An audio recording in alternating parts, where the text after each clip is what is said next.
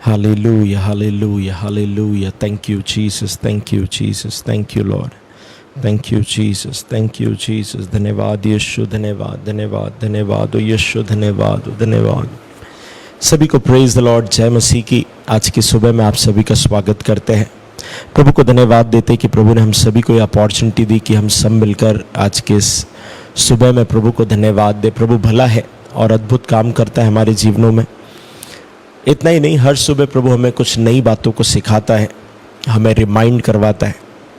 मैं कई बार इस बात को सोचता हूँ कि प्रभु हमसे कितना प्रेम करता है कि हमारे गलतियों में हमसे दूर ना होकर हमारे गलतियों को सुधारता है, हमें करेक्ट करता है। ऐसे कई लोग होंगे इंक्लूडिंग मी, जहाँ पर हम आज वचन को सुन रहे होंगे और शायद इस पर्टिकुलर क्षेत्र में जो भी आज हम सीखने वाले हैं उस पर्टिकुलर बात में हम शायद अपने जीवन में गलत होंगे, मगर प्रभु इतना प्यार करने वाला है कि हमारे गलत होने के बावजूद हमें छोड़ता नहीं है। मगर हमारे गलत होने के बावजूद भी परमेश्वर हमें किसी न किसी ज़रिए से, किसी परमेश्वर के जन के द्वारा, परमेश्वर के वचनों के द्वारा, परिस्थितियों के द्वारा कैसे भी हमसे बातचीत कर कर हमें सिखाता है कि हमें इस पर्टिकुलर पॉइंट या कोई भी गलती हम कर रहे हैं उसे कैसे सुधारना चाहिए। आज विशेषकर परमेश्वर के वचन में से मैं जिस टॉपिक पर आपसे बात करने वाला हूँ, जिस वचन को आपके साथ शेयर करने वाला हूँ, वो है कि जो सेल्फिश व्यक्ति है, जो मतलबी व्यक्ति है, जो अपने ही स्वार्थ के लिए सोचता है, ऐसा व्यक्ति कभी भी परमेश्वर की सेवा नहीं कर सकता। बहुत ध्यान से आज के विषय को या फिर आज के वचन को आप समझिएगा कि परमेश्वर का वचन आज आपसे और मुझसे क्या बातचीत करना चाहता है। आज का मेरा टॉपिक है कि selfish person can never serve God. कोई भी ऐसा व्यक्ति जो सेल्फिश है, जो खुद के बारे में सोचता है, जिसका मतलब सिर्फ स्वयं से है कि मुझे ये मिल जाए, मुझे वो मिल जाए, और वो सिर्फ अपने ही स्वार्थ के विषय में, वो सिर्फ अपने ही मतलब के विषय में सोचता है। अगर ऐसी कोई भी मानसिकता वाला व्यक्ति है, वो मानसिकता के साथ कभी भी वो व्यक्ति परमेश्वर की सेवा नहीं कर सकता। इसलिए आज परमेश्वर के वचन में से हम कुछ बातों को सीखेंगे और मैं बिलीव करता हूँ कि परमेश्वर का आत्मा जो है हम में से हर एक से बातचीत करेगा। इससे पहले कि आज के वर्ड में हम बढ़े, मैं चाहता हूँ कि आप बहुत जल्दी से इस लाइव सेशन को अपने व्हाट्सएप पर, अपने स्टेटस पर, अपने फेसबुक पर, फेसबुक के कई क्रिश्चियन ग्रुप्स होते हैं, व्हाट्सएप के कई क्रिश्चियन ग्रुप्स होते हैं, आप उसमें शेयर कर सकते हैं, जिससे कि मैक्सिमम लोगों तक ये सुबह सुबह प्रभु का वर्ड जो है वो पहुंच सके और वो भी अपने दिन की शुरुआत प्रभु के आवाज़ सुनकर कर सके। आज हम लोग एस्तेर इसका चौथा अध्याय, इस टॉपिक पर जब हम बात कर रहे हैं तो एस्तेर इसका चौथा अध्याय हम लोग समझ रहे हैं। एस्तेर की कहानी हम सभी को बहुत अच्छी तरीके से याद है कि एस्तेर जो है कि यहाँ पर पली बड़ी और मोर्दक्के ने उसे बचपन से पाला था, मोर्दक्के ने उसे बचपन से संभाला था और ये वहाँ पर गुलामी में रहते थे। और बाइबल कहती है कि वहाँ का जो राजा था, जब वो अपना विवाह करने के लिए लड़कियों को ढूंढ रहा था, मैं इससे बहुत डीप में नहीं जा रहा हूँ मगर शॉर्टकट बता रहा हूँ कि परमेश्वर के अनुग्रह से उसने एस्तेर को चुना और एस्तेर का विवाह हो गया। मगर कुछ समय बाद यहूदियों के विरोध में, मोर्दक के विरोध में षड्यंत्र रचा गया और मोर्दक और यहूदियों को मारने का प्लान बनाया गया। और जब ये मारने का प्लान बनाया गया तब एस्तेर जो स्वयं यहूदी थी, ये उस समय उसी देश में राजा की पत्नी थी, अर्थात रानी थी। और मोर्दक्के और उनके लोगों को बचाने के लिए मोर्दक्के ने एस्तेर के पास संदेशा भिजवाया कि ऐसी ऐसी समस्या हो गई। और जब एस्तेर को पता चलता है, एस्तेर अपनी सहेलियों के साथ उपवास करती है और राजा से बात करती है और फाइनली एंड ये होता है कि एस्तेर के अप्रोच करने के कारण और परमेश्वर के अनुग्रह के कारण मोर्दक्के और उसके लोग बच जाते हैं। मगर सुनिएगा ध्यान से, जब एस्तेर को ये बातें पता चली और जब मोर्दक्के ने उससे बातचीत करी, उसे खबर पहुंचाई, मोर्दक्के ने बहुत स्पष्ट शब्दों में कुछ बात कही है और वो हम लोग समझेंगे।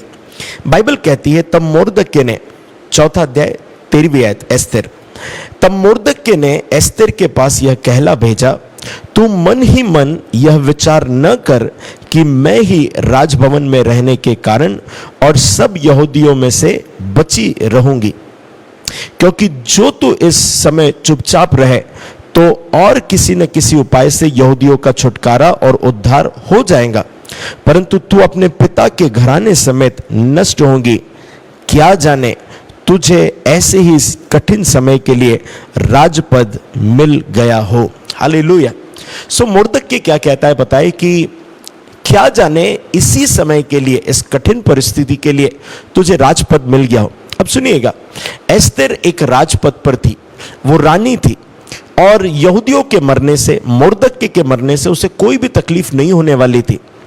मगर एस्तेर इस समय खुद के विषय में नहीं सोच रही है। इवन जब वो राजा के पास जाने वाली थी तो राजा के पास जाने में उसे खतरा था, क्योंकि राजा ने उसे उस समय बुलवाया नहीं था और उसके बिना ऑर्डर के वहां पर जाना उसकी जान को खतरा था। मगर तभी भी एस्तेर जो है वो राजा के पास गई, उससे बातचीत करी, अपने जान पर खेल कर गई। अब मेरी बात बहुत ध्यान से सुनना, एस्तेर के जीवन में यदि वो मोर्दक्य की मदद करती या नहीं करती, यदि वो यहूदियों की मदद करती या नहीं करती, उसके जीवन में कोई फर्क नहीं पड़ता, क्योंकि वो ऑलरेडी राजपद पर, अर्थात वो रानी थी, उसकी लाइफ सेटल थी, उसके लाइफ में सब कुछ बेस्ट चल रहा था। वो एक देश की रानी थी, वो राजा की रानी थी, उसकी लाइफ में सब कुछ बेस्ट था। मगर आपको पता है, तभी भी उसने अपनी जान पर खेलकर मोर्दक्य और यहूदियों को बचाया।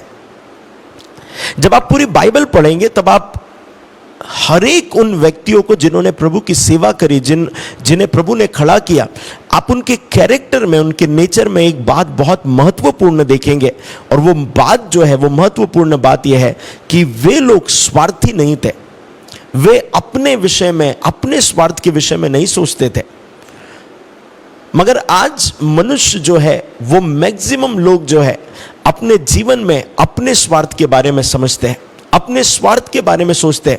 मुझे क्या मिलेगा, मुझे इससे क्या फायदा होगा, मेरे जीवन में इससे क्या बेनिफिट मिलेगा। यहां पर एस्तेर को यह काम कर कर कोई बेनिफिट नहीं मिल रहा था, वो ऑलरेडी एक ऊंचे पद पर थी।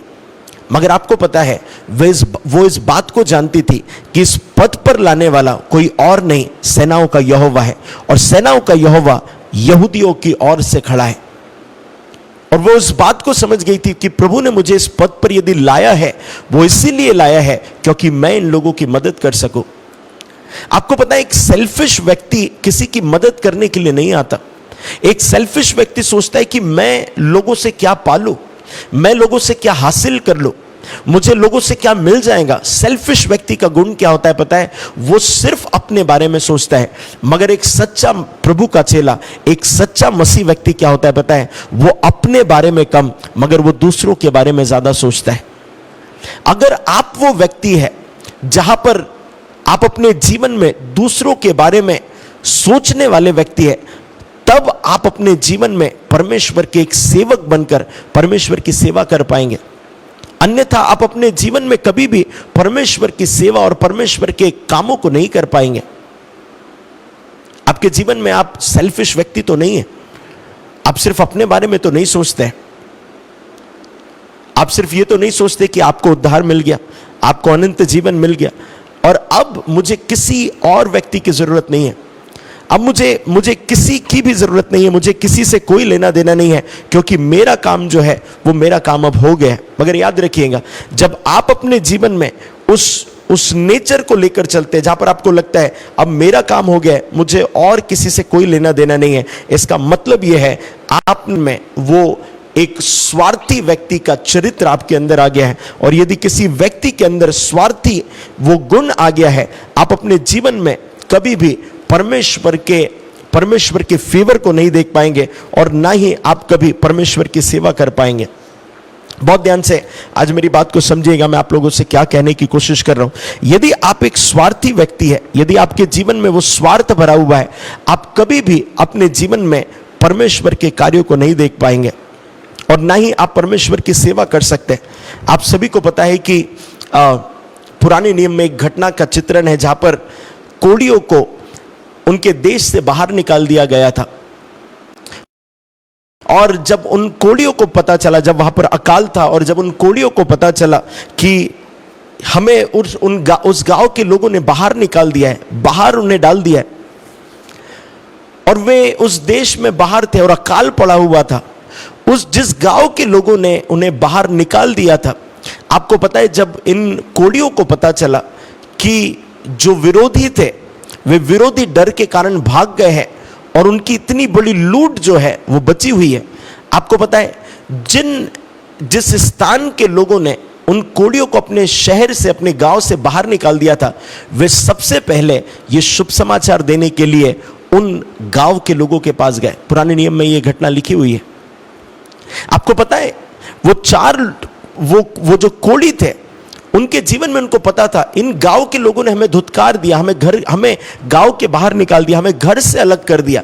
मगर आपको पता है उनके अंदर वो हृदय था कि जब उन्हें पता चला कि जो विरोधी लोग हैं वहां पर अकाल पड़ने के कारण, वो जो विरोधी लोग हैं वहां पर परमेश्वर ने उन्हें डराकर वहां से भगा दिया है, और जब इन्हें पता चला कि वहां पर बहुत बड़ी लूट है, वे उस लूट को अकेले लूटने नहीं लगे, मगर उन्होंने जाकर उन गांव के लोगों को भी बताया।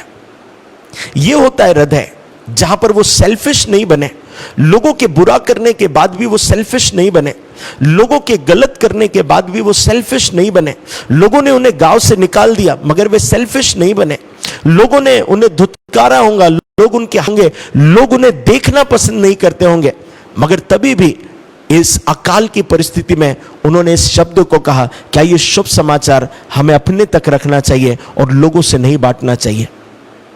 क्या आपने अपने जीवन में वो शुभ समाचार जिसने आपके जीवन में आशीष को लेकर आया है, आप क्या उन कोढ़ियों के जैसे सोच सकते हैं कि जो शुभ समाचार हमें मिला है वो शुभ समाचार की जरूरत कई लोगों को है? एक सेल्फिश व्यक्ति कभी भी परमेश्वर की सेवा नहीं कर सकता, क्योंकि उसके माइंड में सिर्फ यह है, मुझे क्या मिलेगा, मेरा क्या फायदा होगा, मेरा क्या लाभ होगा, मुझे क्या हासिल होगा। हर एक वो व्यक्ति जो अपने बारे में सोचता है, हर एक वो व्यक्ति जो अपने लाभ के बारे में, अपने मतलब के बारे में सोचता है, आप उस व्यक्ति को कभी भी परमेश्वर के लिए कुछ भी करते हुए नहीं देखेंगे।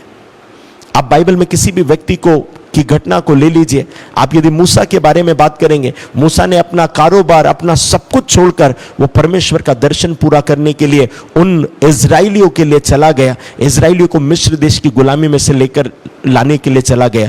क्यों? पता है, परमेश्वर की बात मानकर और उन लोगों को देखकर कि वे तकलीफ में। आज हमारे अंदर वो नेचर, आज हमारे अंदर वो भाव है क्या?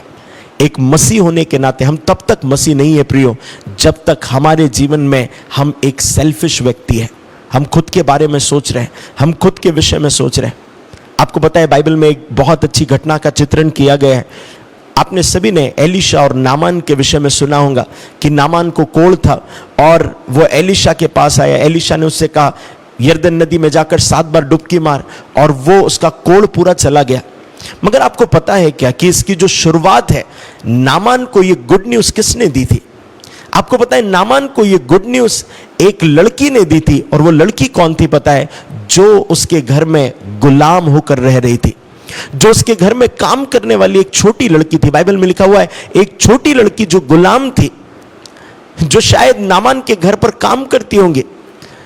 नामान के घर पर हर छोटे से छोटा काम वो लड़की, एक छोटी सी बच्ची करती होंगी। मगर पता है वो सेल्फिश नहीं थी। उसने ये नहीं सोचा कि ये लोग मेरे मालिक हैं, मुझे तकलीफ देते हैं, मुझसे काम करवाते हैं, मैं कभी भी इनके विषय में नहीं सोचूंगी। मगर आपको पता है उसने एक रिस्क लेकर क्या कहा? उसने कहा कि यदि मेरा स्वामी मेरे देश में एलीशा के पास होता तो वो कोढ़ी नहीं रहता, वो चंगा हो जाता, वो ठीक हो जाता। आपको पता है एक ऐसा हृदय, उस बच्ची का हृदय आप सोचिए, जिस घर में वो काम करती थी, शायद उस घर में गुलाम होने के कारण उसको प्रताड़ित किया जाता होगा, मगर उसका हृदय सेल्फिश नहीं था, खुद के लिए सोचने वाला नहीं था। उसने क्या किया पता है? उसने अपने स्वामी तक खबर पहुंचाई कि तुझे एलीशा के पास जाने से तू चंगा हो जाएगा। हालेलुया। आपको पता है उस लड़की के फेथ ने, उस लड़की के गुड न्यूज शेयर करने ने, उस बात को कहने से उस नामान के जीवन में उसका जो शरीर जो कोढ़ से भरा हुआ था, उसके जीवन की जो सबसे बड़ी समस्या थी, उसका निराकरण हो गया, क्योंकि वो लड़की सेल्फिश नहीं थी।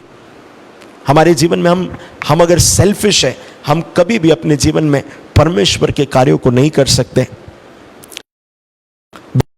एक भाई जिनने हमारे कलीसिया में आते हैं, और उस भाई को एक पर्टिकुलर डिजीज हुई, एक पर्टिकुलर प्रॉब्लम हुई, जिसके कारण उनकी पीठ जो है वो टेढ़ी हो गई। और जब उनकी पीठ टेढ़ी हो गई, उस बीमारी में, उस समस्या में, उस पर्टिकुलर प्रॉब्लम में वे पीड़ा में थे, और वे एक डॉक्टर के पास वहाँ पर गए थे, और डॉक्टर ने इवन उनको मेडिसिन दी, और वे धीरे धीरे रिकवर हो रहे थे। मगर उन्हें जो फायदा हो रहा था, वो प्रार्थनाओं से वो अद्भुत फायदा उन्हें हो रहा था, और वे हील हो रहे थे। मगर वो पेन में थे, वे कंप्लीट हील नहीं हुए थे, वे पूर्ण रूप से चंगे नहीं हुए थे। उनके पीठ में अभी भी पेन था। और जिस क्लिनिक पर वो जाते थे, वहाँ पर किसी बहन ने डॉक्टर से पूछा, और डॉक्टर ने उन्हें कहा कि और एक ऐसा पेशेंट है जो ऐसी पीड़ा में है, मगर उन्हें बहुत ज़्यादा रिकवरी मिल रही है और वो ठीक हो रहे हैं। और उस बहन ने, जो आई थिंक लखनऊ या किसी और सिटी में रहती थी, उस बहन ने इस भाई से कांटेक्ट किया, और कांटेक्ट कर पूछा कि आप कैसे हैं, आप क्या है, आपने कौन सी मेडिसिन ली, आपको कैसे फ़ायदा हुआ। ये व्यक्ति ज़रूर पेन में था, ये व्यक्ति ज़रूर तकलीफ में था, मगर क्योंकि उसे प्रार्थनाओं से फ़ायदा हो रहा था, उसने कहा मेडिसिन तो ठीक है, मगर इन प्रार्थनाओं को करने से मुझे एक मोटिवेशन मिल रहा है। मैं थोड़ा बहुत पेन में हूँ, मगर तभी भी मैं अपने आप को स्वस्थ महसूस कर रहा हूँ, मैं दिन ब दिन रिकवर हो रहा हूँ। वो पेन में थे, मगर तभी भी जो उन्हें महसूस हो रहा था, जो गुड न्यूज़ वो फील कर रहे थे, उस गुड न्यूज़ को उन्होंने उस बहन के साथ शेयर किया। उस भाई ने मुझसे कहा कि लगभग 2.5 साल के बाद उस लड़की ने इस भाई से फिर से व्हाट्सएप पर कांटेक्ट किया, और उसे विश किया। कुछ दिनों पहले जो त्यौहार आया था, उस पर विश किया, और कहा कि आप मेरे एक ऐसे भाई है जिसने मुझे तकलीफ के समय में, ज़रूर आप भी पेन में थे, मगर आपने मुझे बहुत मोटिवेट किया। वो बंदा खुद पेन में है, मगर किसी को मोटिवेट कर रहा है। वो खुद तकलीफ में है, मगर वो जब किसी बात से उन्हें फायदा हो रहा है, वो किसी और की हेल्प करना चाह रहे हैं। याद रखिएगा, यदि आप एक सेल्फिश व्यक्ति है, आप अपने जीवन में परमेश्वर के कामों को कभी नहीं कर पाएंगे, क्योंकि सिर्फ आप अपने बारे में सोचते हैं। मगर यदि आप एक ऐसे व्यक्ति है जो दूसरों के बारे में सोचते हैं, मैं दूसरों के जीवन में क्या भलाई कर सकता हूं, मैं दूसरों के लिए कैसे ब्लेसिंग बन सकता हूं, दूसरों की तकलीफ को अपनी तकलीफ मानते हैं, यदि आप वो व्यक्ति है, आप अपने जीवन में एक अद्भुत चरित्र के साथ प्रभु की सेवकाई कर पाएंगे।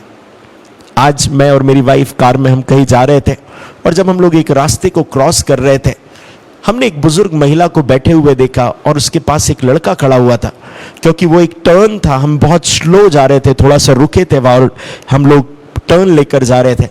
हमने एक वृद्ध माता को वहाँ पर बैठे हुए देखा, और एक जवान लड़का उनके पास एक बहुत अच्छी सी थाली में, उसमें कचौरी रखी थी, उसमें शायद पोहा था, और उसमें एक जलेबी थी। ऐसी पूरी थाली बनाकर वहाँ से खरीद करके उस माता को दे रहा था। वो एक कॉलेज गोइंग स्टूडेंट लग रहा था, और मैंने उसके एक ऐसे हृदय को देखा जहाँ पर वो वृद्ध माता की मदद कर रहा था। और मैंने जैसे उसे देखा, वो इतना फूड लेकर के जा रहा है और वहाँ पर उसे दे रहा है। मैं अपने कार में उस दृश्य को देखकर मैं प्रभु से प्रार्थना करने लगा, प्रभु इस व्यक्ति को, इस लड़के को आप बहुत ब्लेस करना, क्योंकि इसका हृदय जो है वो एक अच्छा हृदय है। अगर आप सेल्फिश है, आप कभी भी अपने जीवन में परमेश्वर के काम को नहीं कर पाएंगे, क्योंकि आपका पूरा मकसद जो है वो अपने लिए आप क्या कर सकते हैं, आप क्या बन सकते हैं।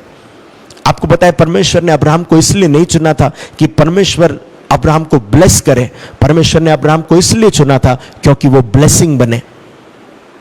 परमेश्वर ने आपको मुझे इसलिए नहीं चुना कि हम ब्लेस हो, परमेश्वर ने आपको और मुझे इसलिए चुना है कि हम ब्लेसिंग बने। इस पृथ्वी पर, इस देश पर हमारे रहने का कारण यह है, हमें लोगों के लिए आशीष का कारण बनना है।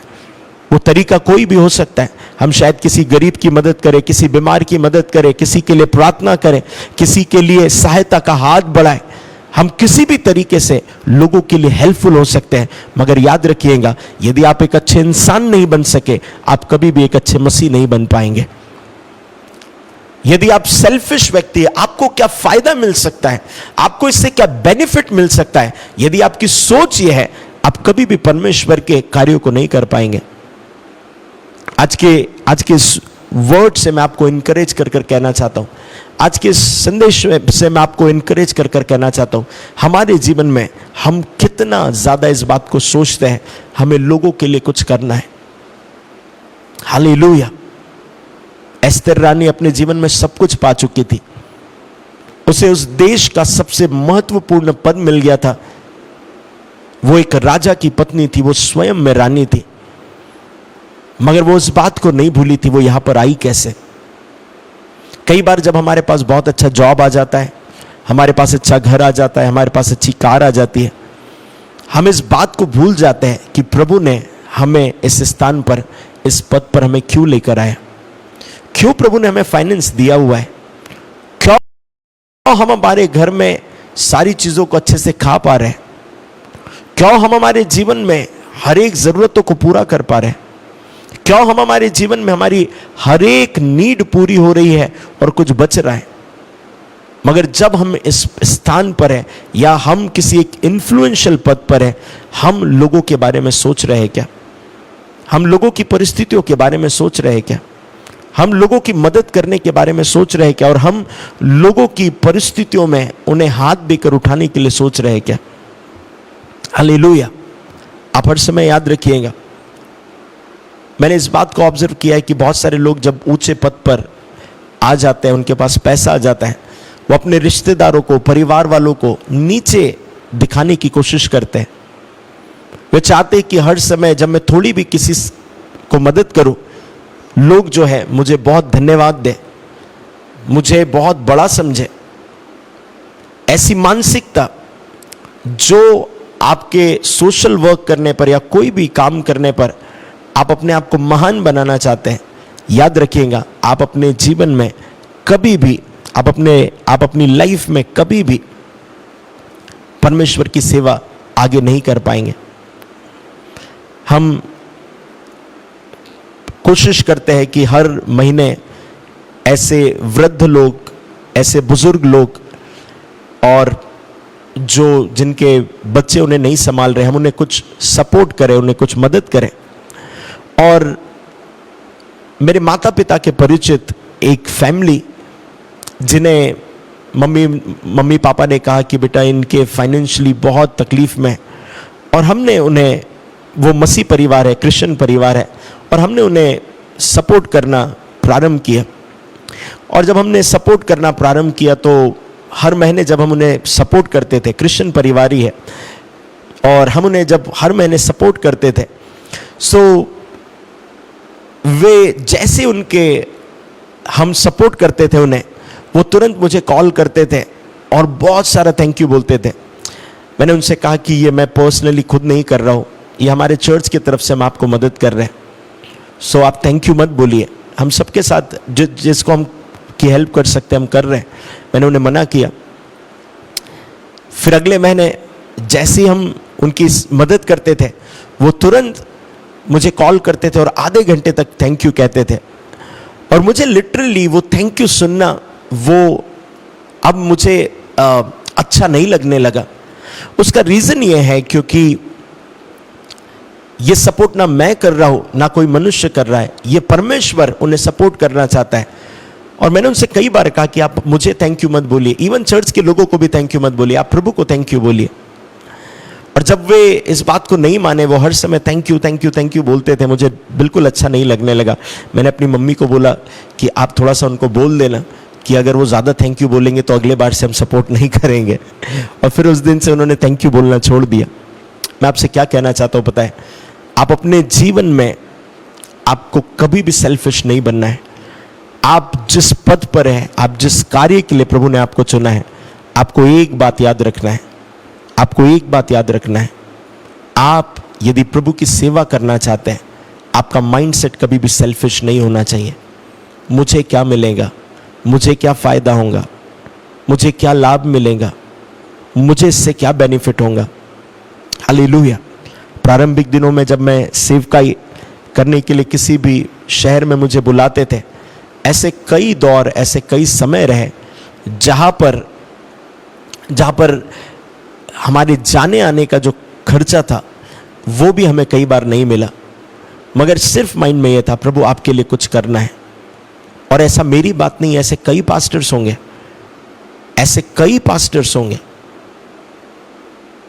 मैं आपको इनकरेज कर कहना चाहता हूं, एक सेल्फिश माइंडसेट, एक मतलबी व्यवहार, एक ऐसा व्यवहार जहां पर लोग स्वयं के बारे में ही सोचते हैं, ऐसा व्यक्ति, ऐसी पर्सनैलिटी कभी भी प्रभु को सर्व नहीं कर सकते।